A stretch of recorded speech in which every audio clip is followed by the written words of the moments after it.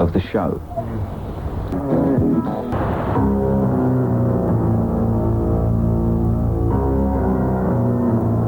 Sitting here in the Northern Hemisphere, in New York City, in wintertime. The man we're about to talk to will soon be in the Southern Hemisphere, in the midst of our fierce summer in Australia. David Bowie. Good evening.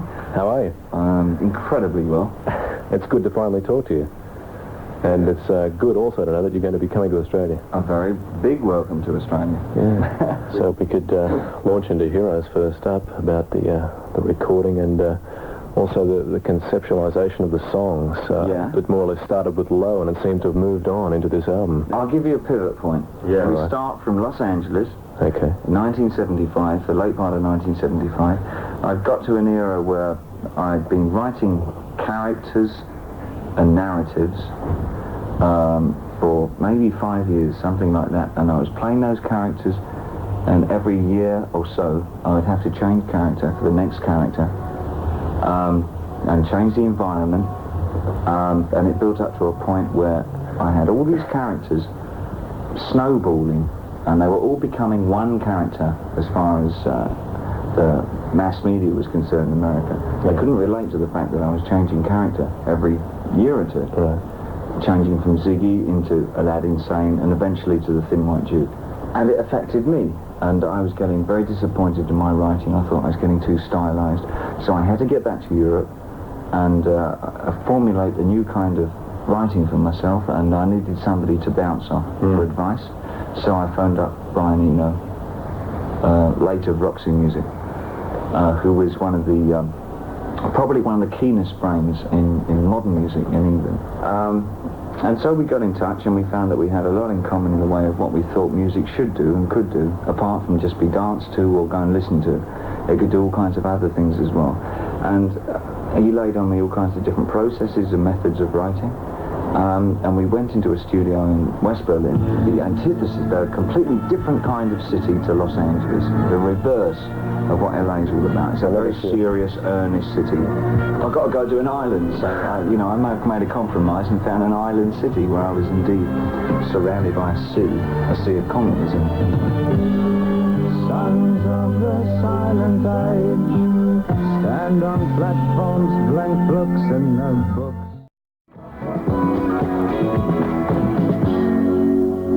Could you tell us about the stage show that is coming to Australia, at least a sneak preview? We've heard it's going to be pretty amazing. Well, I don't know what you're expecting in Australia. One thing that you must know from the beginning is that you won't be seeing any characters on stage. There may be a time when I bring over some of the old shows to Australia, as it would be revivalism. I mean, it would be sort of very retrospective, put it in artsy terms. But would you be doing any of the old material? I'll be doing a lot of the old material on stage. Already, but what I want to do that may be quite new is that when I bring the show over to Australia, I'm working out a system where, because I want to, what I usually do with a stage show is reflect the album that I've done. That's why I do a stage show. So as these new albums, Low and Heroes, don't have any characters, I don't play a character in the albums. I have to reflect what they are, which is spontaneous experimentation. So what I've got to do is reflect that in the stage show, so that I'm working out a system where the audience contribute to the running order of the show.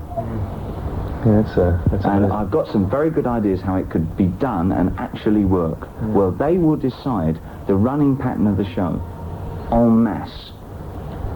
That will be an amazing sight to see. So some of the shows will be dreadful, and some of them will be incredibly successful, depending on how the audience decide the show's going to run. That's one aspect of it. Thank you for talking to us. We'd like to, if we could, when you get to Australia, have a bit more in depth with you. I think that would be quite possible.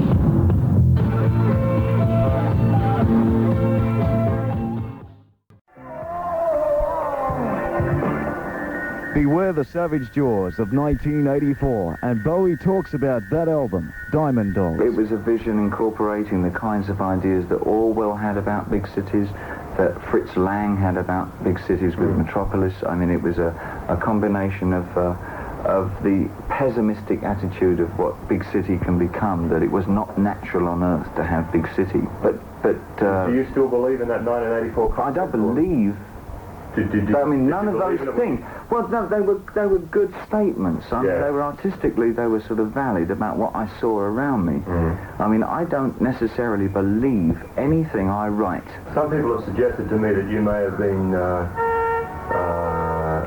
in relationship, especially to the man who fell to earth. Yeah. That there may have been a direct correlation between you being here and being in that movie. In other words, what? In other words, a lot of people tend to think that you may be an alien among us who has come down to deliver this futuristic message in music and show us the way. No. Okay, let's put that right in perspective. That's a phenomenon of rock and roll. I mean, it would never have been thought of as that in any other art form. If what I was doing was, I'd been doing it in painting, it would have been, yes, he's right on about what's happening. Would have been accepted. It just happens that it's rock and roll, unfortunately, as much as I love its roots, I don't necessarily like what it's playing at the moment.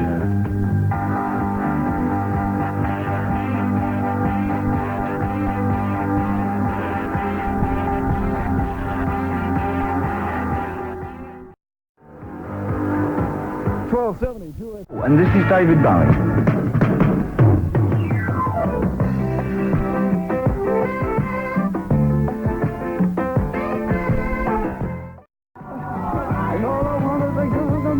David Bowie on 2SM with the title track from the Young Americans album, and tonight we're working our way through the new album Heroes, which was recorded in West Berlin. Why West Berlin? David Bowie. I wanted a city that would provide me with the friction that I was lacking in New York and Los Angeles, because I knew those cities too well, and if I know a city too well, I can't write in it. You get bored with it? No, I can't write in it. I may like the city, but I can't write anymore. I can only write when I'm feeling in an uneasy position. Then I don't know the people or why they live or what they're doing every day, and then I can write. Because I observe, because I spend the first 2 or 3 months just looking at them, and that gives me new impetus. But when I start to know them, I don't look as much, so I don't write as well. So I move. And that's why I went to West Berlin, because it was such a strange, alien kind of city. Had you been there? Only one night gigs and stuff like that. The melody to Heroes, which is, to me, really unique. What I did, it was Brian's chord structure. Brian had a particular chord structure he wanted to use, so all the musicians had the chord structure. We did no rehearsals. I said, these are the chords. This is how long each chord goes on for, how many bars these chords go on for. Play around those bars now.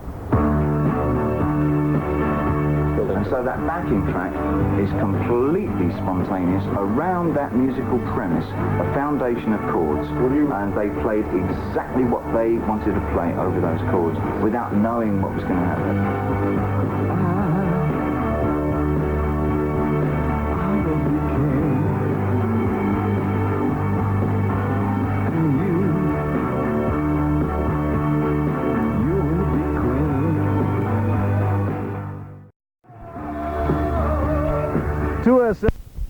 This is 2SM. Oh, and this is David Bowie.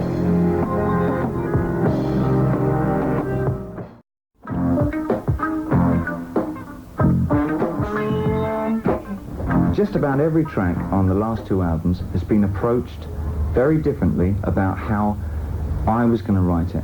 Or if Brian was involved with me on the writing, it would be, we'd have very different processes, different methods of writing each track.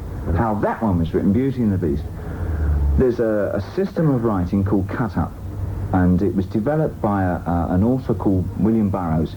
He introduced me to this style of writing, which has been apparent in modern writing for a number of years, but rock and roll still hasn't caught up with it. But I thought maybe I would try it, and I tried it on Diamond Dogs. Was the first time I started working with fragmented writing, cut-up technique. And what William would do, and what I've been doing, especially on Beauty and the Beast, is quite an interesting one to use, is that I would take a piece of paper, okay, and I'd write about 3 or 4 sentences around a character that I wanted to appear in that song. Then I would write another paragraph of 3 or 4 sentences about his environment. Then I'd write yet another one about a situation that was determined by the character and the environment. Then I'd write 2 or 3 lines about arbitrary statements.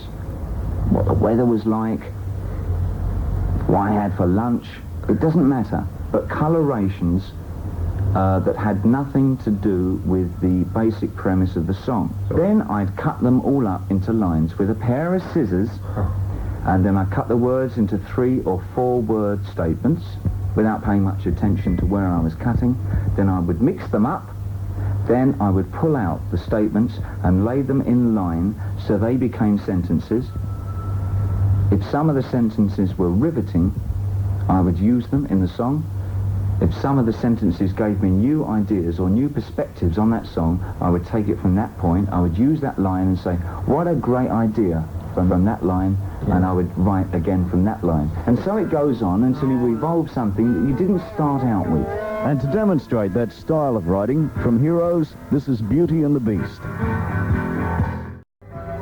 Beauty and the Beast. Suffragette City and David Bowie from around the time of Ziggy Stardust and the Spiders from Mars. Earlier, Bowie mentioned his ever-changing characters, Aladdin Sane, Ziggy and the Thin White Duke. As these characters changed, the media tended to confuse the image of the real David Bowie. Does he feel that the media turned him into something he didn't really want to be? No, I mean, I can look back. I mean, you can't ignore your own scrapbook.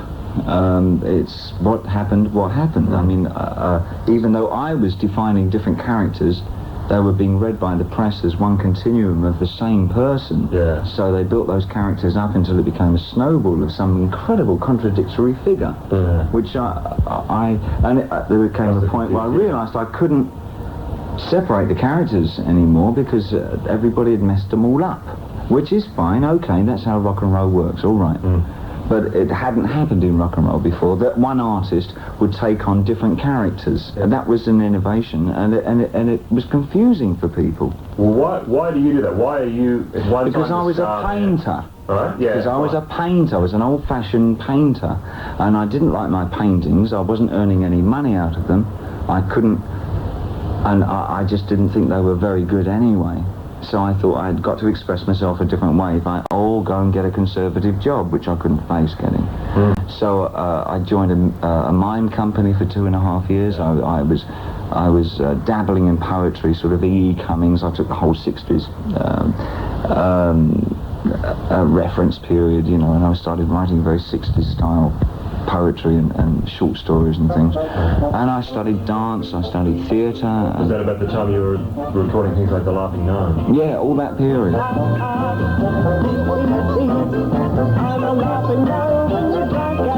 Just ridiculous. It was almost like a children's fantasy. Yeah, but again, I felt incredible love of children. Said the Laughing Gnome. It's a long way from the Laughing Gnome to Heroes.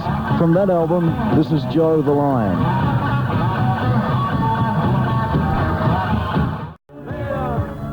Joe the Lion and Bowie.